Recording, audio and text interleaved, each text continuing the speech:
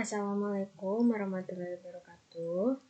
Perkenalkan, nama saya Clarissa Risanti, NPM 82 dari Sistem Informasi Kelas B. Jadi di sini saya akan menjelaskan tentang requirement review untuk menyelesaikan tugas mata kuliah analisis desain berorientasi objek.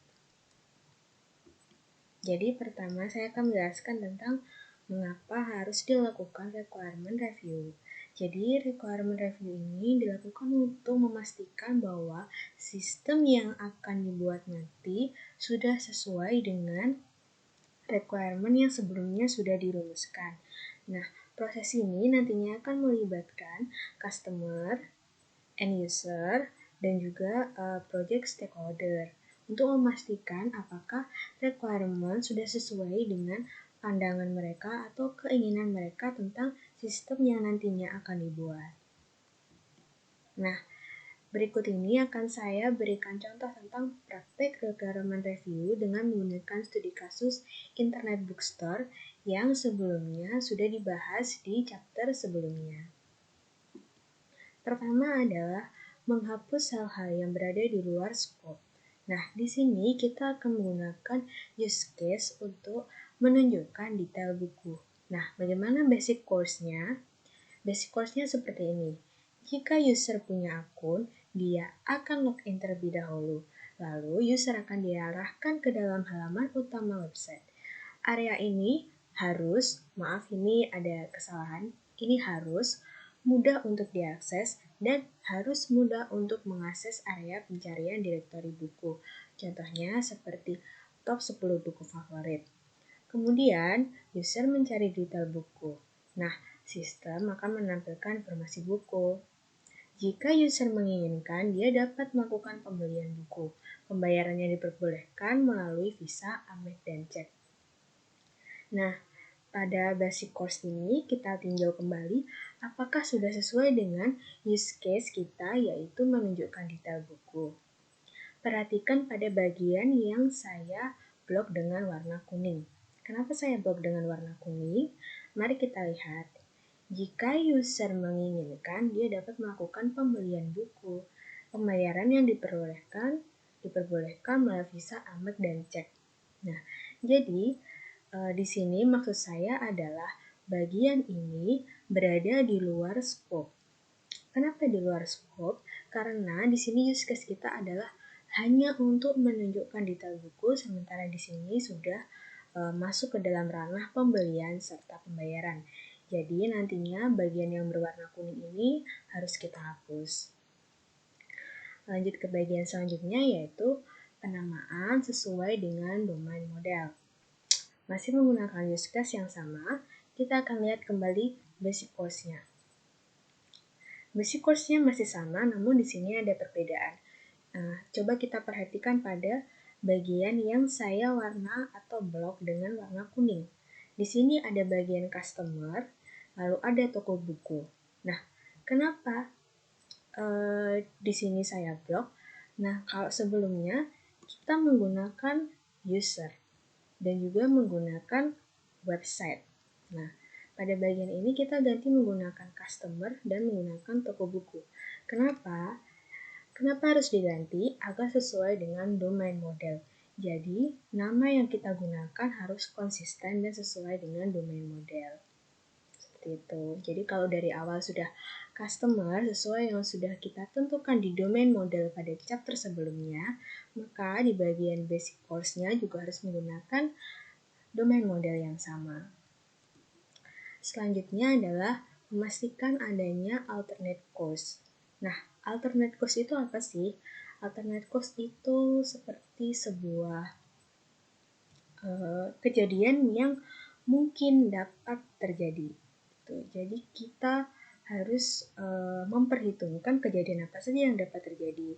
Nah, pada use case sebelumnya itu belum ada, tapi di sini sudah saya tambahkan alternate course. Jadi kejadian yang mungkin saja terjadi adalah jika buku tidak ditemukan. Nah, seperti itu. Apa yang akan terjadi jika buku tidak ditemukan? Nah, maka sistem akan menampilkan halaman detail buku tidak ditemukan. Jadi alternate course ini penting ya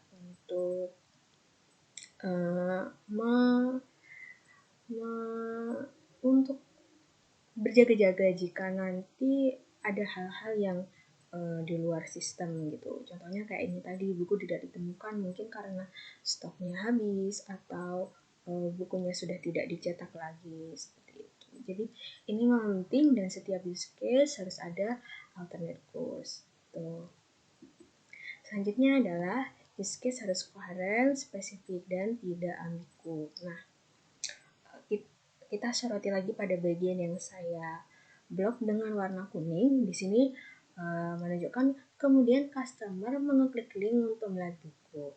Sistem akan menunjukkan detail buku dan menampilkan halaman detail buku. Nah, sebelumnya nih customer hanya mencari detail buku dan sistem akan menampilkan detail buku. Nah, pada kalimat ini masih kurang spesifik ya. Jadi harus kita lebih spesifikasikan lagi maksudnya itu apa. Jadi di sini lebih dispesifikasikan menjadi customer mengklik link untuk melihat buku dan sistem akan menunjukkan detail buku dan menampilkan halaman detail buku begitu. Ini penting sekali. Jadi use case itu harus spesifik, harus koheren dan tidak boleh punya maksud yang ambigu. Selanjutnya adalah merubah passive voice menjadi active voice. Nah, use case itu kan sebenarnya singkatan.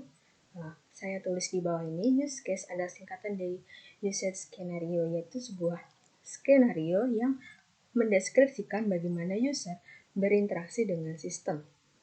Kata kuncinya adalah interacting. Jadi di sini adalah user melakukan sebuah tindakan dan kemudian sistem akan merespon tindakan tersebut. Jadi ada hubungan timbal balik antara user dan juga sistem gitu. Dan user di sini tidak boleh menjadi pasif, dia harus aktif, dia harus melakukan sesuatu gitu. Jadi makanya di sini passive voice dirubah menjadi active voice gitu. Nah, di sini kalau kita lihat sebelumnya adalah customer akan diarahkan ke halaman utama toko buku gitu. Nah, sementara di sini user kan pertama dia akan diarahkan. Nah, maka di sini kita harus menjadi aktif ya usernya. Jadi customer mengetik URL halaman toko buku yang ditampilkan oleh sistem. Jadi dia harus menjadi aktif, dia harus melakukan kegiatan dan kegiatan tersebut adalah mengetik URL. Seperti itu. Selanjutnya adalah menelusuri setiap requirement ke use case. Jadi requirement dan use case ini memiliki hubungan yang erat. Kita harus memperhatikan apakah use case yang kita buat sudah memenuhi requirement kita. Jadi kita harus meninjau ulang seperti itu. Dan kemudian ternyata ditemukan requirement. Nah, ini requirement yang sebelumnya sudah dibuat di chapter sebelumnya, yaitu dapat memungkinkan user untuk mengambil review buku favorit mereka. Kemudian review tersebut harus muncul ke dalam halaman detail buku. Review harus termasuk dalam rating customer. Jadi ratingnya ada 1-5, di mana biasanya juga muncul bersama dengan judul buku pada daftar buku. Nah, ternyata di sini dalam detail buku ini terdapat requirement bahwa harus ada reviewnya dan kemudian harus ada ratingnya, dan ratingnya juga harus muncul dengan judul buku gitu. Sementara di use case kita tadi memang belum ada gitu. Jadi perlu diperhatikan bahwa use case harus berpedoman dengan requirement. Nah, untuk selanjutnya bagian ini akan dijelaskan di chapter selanjutnya. Kita akan belajar di chapter selanjutnya. Nah, sekian presentasi dari saya. Mohon maaf bila ada salah. Terima kasih atas perhatiannya. Wassalamualaikum warahmatullahi wabarakatuh. Jangan lupa jaga kesehatan.